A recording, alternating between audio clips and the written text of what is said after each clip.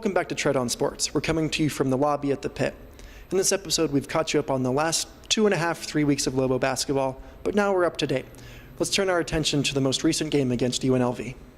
After that historic 25-point collapse, 11,300 Lobo fans returned to the pit to see what they could do against UNLV. And one thing that they saw was blocks by a Jet. First possession of the game, a Jet got one, and then here a couple minutes later, a Jet's going to get credited for another one. As we saw earlier, Harris was not hesitant to shoot the three. He's been really good at shooting from the perimeter in the last couple games.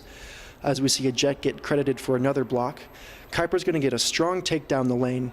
He had a couple really strong finishes this game, where he was able to use his height and beat a smaller defender. Elijah Brown's going to hit a runner in about the same spot, showing that he can do it too. And what do you know, there's going to be a Jet block right there. He doesn't get it the first time, but give him 2 chances in this game, and he was going to get it. And in transition, we get an Anthony Mathis 3 from the corner, and he thought he was fouled, wanted the 4-point play.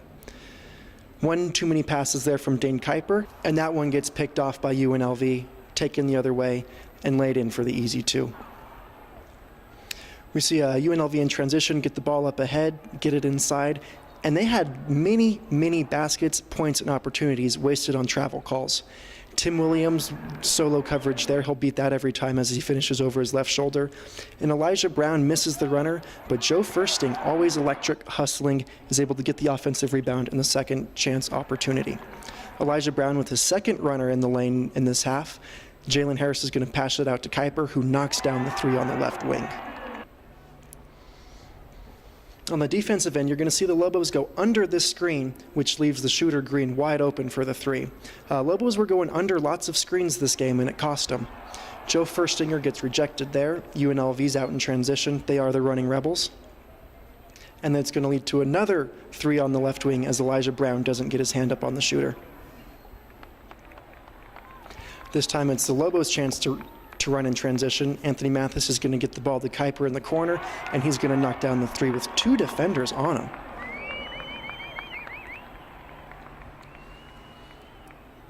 And coming up at the end of the first half, we see another Jet block. He had 7 in the first half, and it wasn't all just defense as he gets the dunk there, the foul, and he'd make the free throw for the 3-point play. UNLV, however, would hit a 3 there towards the end of the half, and that would upset Coach Neal. He's showing his player where he was supposed to be on that.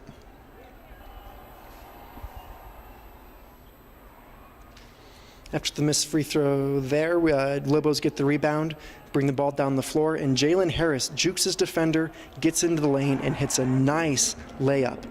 That's going to send the Lobos into the half up by 6, leading 37-31. 6 members of the Wolfpack made it into the scoring book in the first half. Green led him with 7, but it was Dane Kuiper, the high point man in the first half, with 13, going 5 for 5 from the field, including 3 3-pointers, making all of them. And in the second half, Elijah Brown got the scoring started and got himself going as he hits that pull-up from 15 feet on the right side. He'd get a quick assist to Dane Kuiper. That would be Kuiper's only basket of the second half after being perfect in the first. Tim Williams made a nice post move there as he finishes with his left on an up and under. And Elijah still keeps it cooking with a 15-foot pull-up on the left side this time. First action for Jordan Hunter in a couple weeks coming back from a sprained ankle, and I think he forgot you need to have your basketball jersey tucked in order to play, and he also forgot that his leg thing needs to be fixed right, and he had a little rough outing tonight.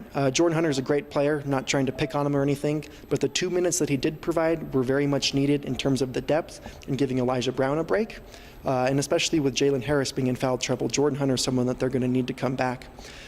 But you see, after UNLV gets the rebound, Jordan Hunter is late getting out on defense, and he fouls the ball handler. A little bit later, he's going to pull up from 15 feet and 18 feet and miss terribly. We won't see him again this game. UNLV hits that corner 3, and Elijah Brown's able to get the ball down to Tim Williams, who beats the double team over his left shoulder. Tim Williams loves going over his left shoulder and putting it up off the glass. Not much fading away, just takes it right to the people. Dane Kuiper's able to get the defense to collapse around him, and he finds Jalen Harris, who has really shaken off the cobwebs and been able to knock down perimeter jumpers. As the Lobos lead by 2, Joe Firstinger gets a dunk, and that gets the people out of their seats. He provides a real spark. And once he got the people out of their seats, he sent the people scattering as he sends this block into the stands as the Lobos lead by 4 with 9 minutes left.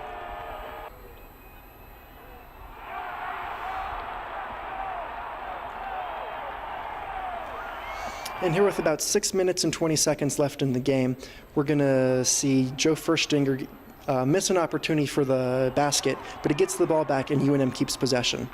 Elijah Brown has a great alley-oop to Damian Jefferson, and Tread on Sports would run into some technical difficulties at this point. And in the 4 minutes that Tread on Sports didn't have any camera footage, the Lobos did make a field goal. They made one. It was a Jalen Harris layup, and that put the Lobos down 3 with 1:20 left. After after UNLV would miss a shot and get the offensive rebound, we pick up the action where the Lobos had decided to run the clock out, hope for the stop, and see what they can do with about 20 seconds left, down 3. But most importantly, the Lobos need to get a stop here. And that they do. Tim Williams is able to come down with the board as UNLV knocks it out of his hands out of bounds. So Lobos bring the ball up about 12 seconds left. They can either go for the quick 2 or extend the game. Looks like they're going to take one opportunity. Elijah's going to get an okay look on the right corner. He's going to try and draw a foul and not put up a great chance. UNLV gets the ball back and hits that free throw, which seals the deal, as you look at a UNM bench that has to contemplate losing another game in which they led late. Final score of 71-66. After losing their 3rd straight game and their 2nd at home when they were leading in the last couple minutes, we asked Coach Neal on his thoughts on what's happening to this team. Well, I think we had our chances. I thought UNLV played extremely well. They played hard. Seemed like they had a little bit more pop to their step. You know, we were up 5 going into half, came out and they went on a 22-9 run.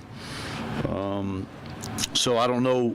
You know, I just spent some time with my team up there. I don't know if it's going through what they went through with Nevada, all the stuff surrounding it, you know, that loss, but it definitely affected us, and we didn't regroup. And I take full responsibility for that, and I thought they would come out and play harder, and I thought we would play better, but we didn't, and they played well. They went on a 10-3 run at the end that hurt us, and then other than that, we just didn't play very well. We just didn't have the normal juice that we have, and you know, I thought Dane played well for a half. But other than that, I think Joe came in and played well. O gave us some minutes in the first half, and then we just got to get to a point where we don't have to play zone defense so much. We're not going to win basketball games if we have to play zone defense. But Elijah and Tim looked a little worn. And we couldn't get any scoring from anybody else, so that was kind of a nutshell. We scored 66, but they made some big plays at the end. It was 10-3 in the last run, and they came out on top. We had a good rebound, lost the possession with 4 minutes to go. We were up, and then we had another offensive rebound chance that they got, and we couldn't get it. So it was the same. You know, I talked to my guys today that we had to stop transition points. We had to try to stop points off offensive rebounds, and we didn't do that tonight. So we didn't get to the line like we usually did, but we had a hard time scoring tonight. Whatever coach decides the solution is, he's going to have to figure it out quick as the Lobos leave town for 2 straight road games against Colorado State and Boise State. Night after this, the Lady Lobos were also taking on UNLV, but in Vegas. The Lady Lobos ended up losing their first Mountain West Conference game of the year, falling 56-42. UNLV got out quick, leading 24-8 after the first quarter, and the Lobos would find themselves down by 19 at one point in the second half. However, with great defense, the Lobos were able to shrink the lead back down to single digits, but then UNLV would go on a 6-0 run and then finish the game making 3 three-pointers in a row. After asking Coach last game about how it seemed his team was becoming more perimeter-oriented, his team went 0 for 19 from the three-point land, and post players Rochelle Vanderkill and Jason Nunn scored 27 of the team's 42 points. Vanderkill was also able to chip in 16 boards. Charisse Bagnon, the leader of the team emotionally and in scoring, went home to Vegas for the game, but returned with only 4 points. Tread on Sports, that's been a very action-packed episode from the lobby here at the pit. Tune in next time. This has been Tread on Sports. 60 minutes of highlights from recent Lobo games, plus coaches' comments and player reactions.